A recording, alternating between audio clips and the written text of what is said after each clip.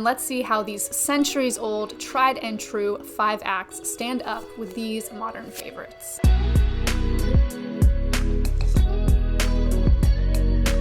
Hey, it's Megan. Welcome back to On Writing. Today we are talking again about story structure, specifically the 5 acts. For a more in-depth overview of the 5 acts, go and watch my breakdown of the 5 acts in Harry Potter. We use exposition, catalyst, rising action, climax, and falling action. So if you have your Hunger Games books available, pull them out. I don't know why I don't have a copy of Mockingjay. I think I read the ebook version. So remember that the exposition is those first few chapters where the world is being set up, we're being introduced to the characters in the novel, and everything we need to know to set up the catalyst. It is not just an information dump. So we get the exposition of this novel where we get to know Katniss Everdeen, our main character, and her world in District 12. We understand that it's a dystopian society, somewhat oppressed by the capital. We learn about Katniss's family. We learn about her skills as a hunter, and we really get a sense of the socio-economic world that is being set up here. Suzanne Collins does a very quick and efficient setup for her catalyst, which happens in chapter 2, essentially.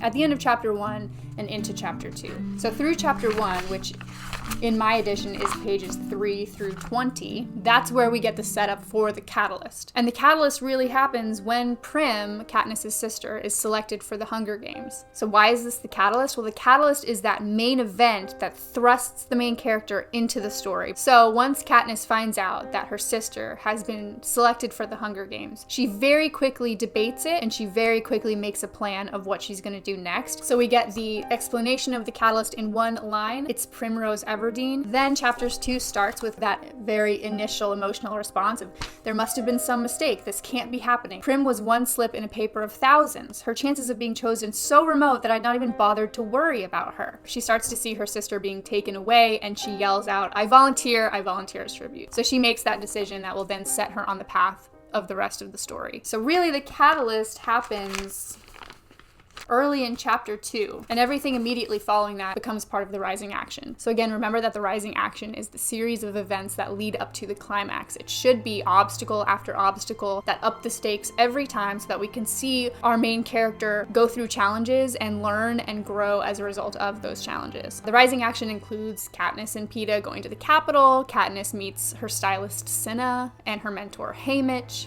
Eventually the Hunger Games start, and she has to form alliances and navigate all of the complexities of, almost being murdered in an arena. And some big events that stand out are the alliances she makes with Rue and Peeta, and the evolving dynamics she has with him and how she strategizes to get him help. Basically, the bulk of the rising action are the games themselves and how Katniss survives them. So the rising action should be the bulk of your story, and in this case, it spans from chapter 2.5, 3, all the way through chapter 24. Then we get the climax in chapter 25. The climax is the most intense moment of the story. There shouldn't be any really big conflicts happening after the climax. So the climax of the Hunger Games is when Peeta and Katniss face Cato and those mutated wolves, and they're up against the strongest tribute. So it's literally a depiction of their biggest obstacle, their strongest obstacle, because he's the strongest tribute of the bunch. They get up onto the cornucopia, they eventually kill Cato, and then they realize that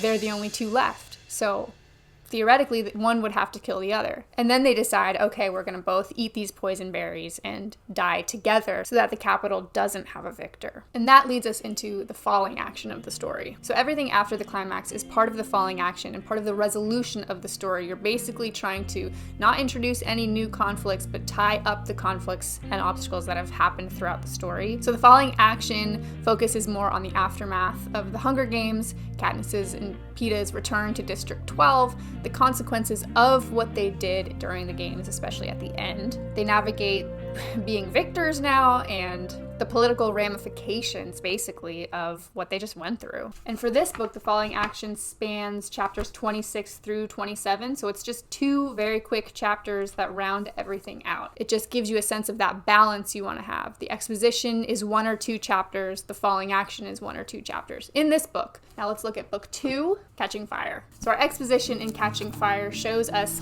Katniss again. We're reintroduced to her. She's now living in the Victor's village in District 12, right? right? After winning the Hunger Games. She's prepping for the victory tour that's mandated by the Capitol. She's really struggling with some hardcore PTSD from those games. She says at one point, "I drag myself out of nightmares each morning and find there's no relief in waking." Just such a good line, and also just really awful. And we get a bit of the setup around her relationship with PETA now, as well as the growing unrest that's happening in the districts. The exposition in this one is longer, which I think is really funny because it was the same in my Harry Potter review. So I think it's a smart book 2 move, because book 1, again, especially if it's your debut novel, which it was for Suzanne Collins and for J.K. Rowling, you really want to move the pace along in those opening chapters so that you keep your readers' attention and get them to the meat of the story. But with a sequel, you can kind of bank on the fact that readers are going to want to read it. The exposition ends when Katniss unwittingly kind of becomes this symbol of rebellion against the Capitol. They're in District 11, which is the district that Rue is from, and at the end of their visit, everyone does the classic District 12 goodbye symbol that Katniss did during the Hunger Games, and it's seen as an act of rebellion. And so we get this line where a pair of peacekeepers dragging the old man who whistled to the top of the steps, forcing him to his knees before the crowd and putting a bullet through his head. So why is this the catalyst for this particular story? It ups the stakes for Katniss because she's basically being coached on, like, do not incite further rebellion. You are on shaky ground. It sparks the beginning of the rebellion kind of taking more root and having more grounding, and it sets the stage for the second Hunger Games that Katniss will be in. The thing with this catalyst is it's less about Katniss, and it's kind of more about the societal happenings that are going on, but they still directly affect Katniss as well. The rising action for Catching Fire lasts basically all the way until chapter 27. And it includes everything from preparing for the Quarter Quell, getting to know the past victors who are forced to compete again. Katniss and PETA are navigating these political goings-on and trying to play up their relationship. Of course, the Hunger Games themselves are the biggest feature of the rising action, and we see Katniss deciding to ally with other tributes. We get to see more of the rebellion and how it's growing. We understand the dynamics of the game and how it was set up a little bit more. And, of course, we see Katniss and PETA and their allies working together to kind of thwart the whole system. And the obstacles they face, the poisonous fog, the huge wave, basically everything that makes up that clock. Man, that's such a cool idea. And then we have the climax of the story. The climactic moment is when the allied tributes decide to use one of the wedges of the clock, where lightning strikes a tree at a certain time, in order to sort of shatter the arena and hopefully escape. Now, what Katniss doesn't know is this is all part of a bigger plan. It says everything seems to erupt at once. The earth explodes into showers of dirt and plant matter. Trees burst into flames. Even the sky fills with brightly colored blossoms of light. I can't think why the sky is being bombed until I realize the game makers are shooting off fireworks up there while the real destruction occurs on the ground. And then she thinks she's being whisked away by the peacekeepers, going to her death. So again, this is the climactic moment of the story because it's the moment of greatest tension, and there's nothing else that really surpasses it going forward. And then we get the falling action, which literally is that. That's the falling action. It's less than one chapter, essentially. It's all of chapter 27, really. And that ties up all the loose threads of this story, which is impressive. Focuses mostly on the aftermath of these games. It basically sets up what's to come, but it reveals that Katniss has been rescued, not detained. And it sets up the final book. So let's talk about that. Here again, we have the exposition reintroducing Katniss. She's now recovering from the added trauma of going through another Hunger Games, and she's adjusting to life in District 13, so we're introduced to that world. And it was thought to be destroyed, but it's now a hub of rebellion against the Capitol, which is really cool. Katniss reluctantly becomes a symbol of that rebellion, the Mockingjay. And District 13 is basically planning to overthrow President Snow and the Capitol. So the catalyst of Mockingjay is really when Katniss decides to become the symbol of the rebellion. She finally gives in after a lot of prodding. She sees her hometown in ruins and how it was destroyed completely. She sees that PETA is captured and used as a propaganda tool, which is horrifying. She's getting a lot of pressure, of course, from President Coin, who oversees District 13. And then, of course, she also has some personal anger and a vendetta against President Snow. But the great thing about this setup is that she's really reluctant to it until all of these things build up.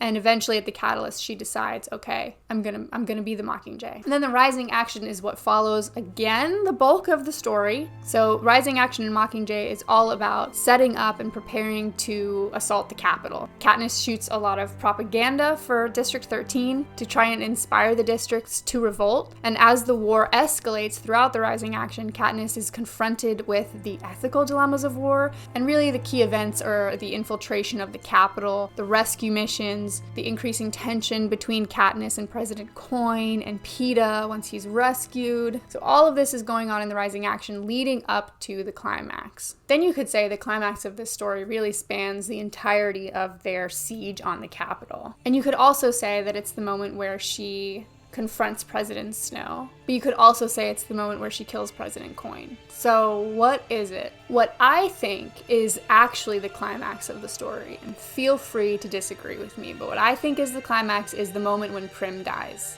I think that that is the moment of greatest emotional impact on Katniss, the moment of greatest tension and conflict for her. She loses the person she cares about the most. The moment she has with Snow that follows and the moment she has with Coin doesn't have the same emotional tension and impact as it does when she sees her sister die. But I think that moment with Prim also helps Katniss determine what she's going to do in the following moments. The climax should be that moment of greatest emotional impact. And then because of that, in the aftermath of that, your character should decide to do something differently or live their life in a different way. And we see Katniss doing that in how she decides not to kill President Snow and to kill President Coin instead. That's my argument for that being the climax. And then, of course, everything after that is the falling action. And a key part of the falling action in Mockingjay is the epilogue. An epilogue is a great way to round out a story like this by jumping a few years into the future and showing us what life is like now. We see Katniss and Peeta's life together, they're raising a family, there's still lingering trauma and reflection on the past. Like, these are not events that just leave you, but it allows the story to end on a more hopeful note, and it really does tie up those loose threads, which is what the falling action and an epilogue